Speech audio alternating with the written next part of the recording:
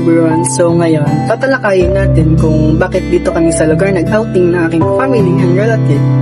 Ito yung tinatawag ni The Island Nature Spring. So, bakit nga ba namin napili dito? Unang-una sa lahat is, mas gusto namin ng tahimik, presko and walang usok ng kotse.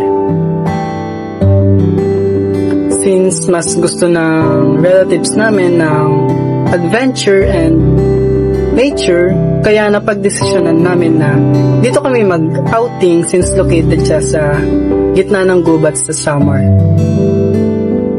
And nagstay kami rito ng 1 day and 1 night. So makikita mo naman sa lugar na sobrang tahimik, malinis talaga siya, kaya sulit yung 19 hours drive mo from Metro Manila. Sobrang linis din ng natural pool nila na galing sa bundok yung tubig, kaya masarap talaga sa pakiramdam na lumangoy and mag-relax dito sa kanilang pool.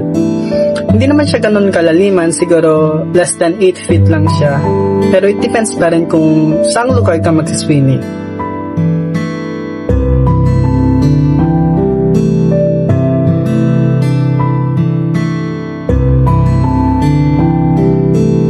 So, yung accommodation naman nila is more on wood and abaka. Bawal ako mag-asawa. Bawal talaga. You can choose from Nipa Hut or Nipa Cabin. So, yung napili namin is yung Nipa Cabin. Sobrang comfortable ng tulog namin dito. No need na ng electric fan or anything kasi pag binuksan mo yung bintana sa cabin or sa hut is sobrang lamig na talaga niya sa pakiramdam. Kaya hindi mo na kailangan ng mga fan or aircon. Marami din kaming ginawang activities na ginawa rito since napakalawak ng place nila. Nag-camping kami, nag-swimming, nag-picnic, bonfire, and more. Kaya kung nagpa-plan kayo and naghahanap kayo ng destinations for your next travel with your friends, families, or even relatives, you can consider the Island Nature Spring. Lalo na kung mas gusto nyo ng mag-relax and mag-make more memories, try this one. Bye!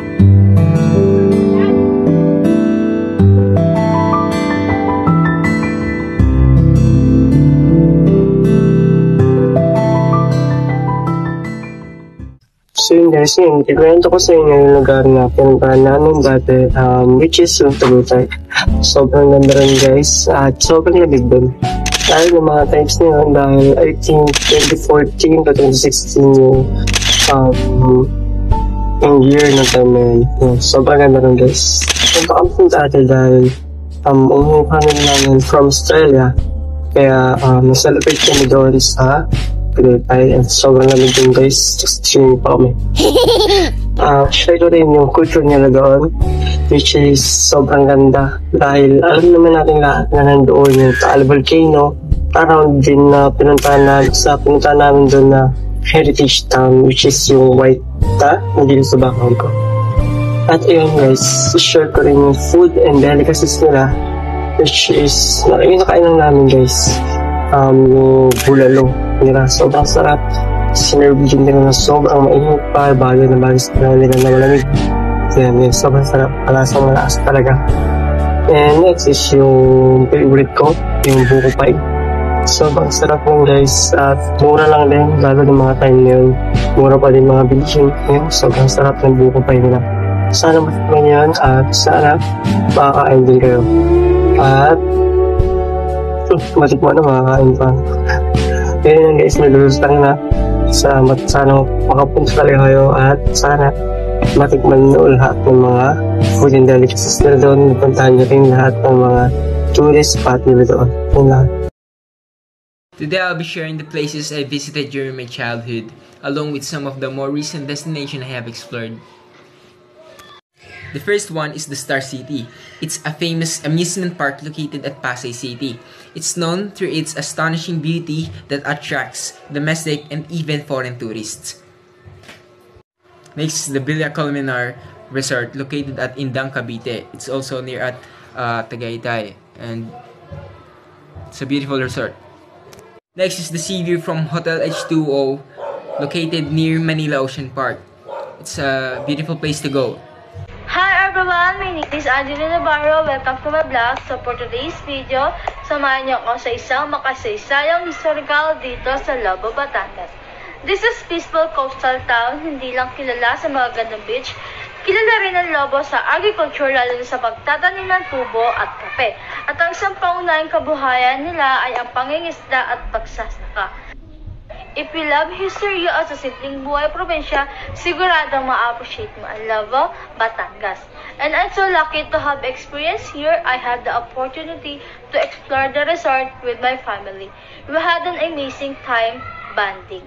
그저 그렇게 흘러가는 하루가 때론 덜컥 두려워 뭐라도 해야 했지 어디쯤인지 너는 내게 물었고 난 답을 하지 못했어 그토록 바래왔던 순간이 지금인지도 모른 채 그대여 나를 있는 그대로 사랑해주면 안 돼.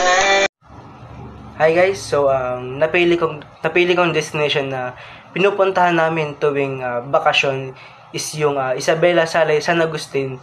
So halina't libutin natin ang mga magagandang tanawin ng lugar na to.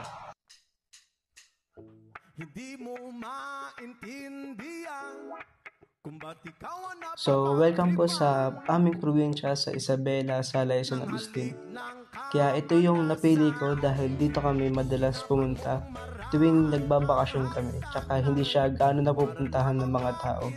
And syempre, fresh pa yung hangin. So, nakikita naman natin sa video kung gaano kaganda ang lugar na to dahil sa paligid na puro tanim na kanilang pinagkakabuhayan at malayo siya sa city. At syempre kung pupunta man kayo sa probinsya ng Isabela, huwag na kayo magpahuli at tikmanan na ang kanilang mga pinagmamalaki na pagkain na pansit kabagan, batil patong at iba pang mga kakanin at bibingka.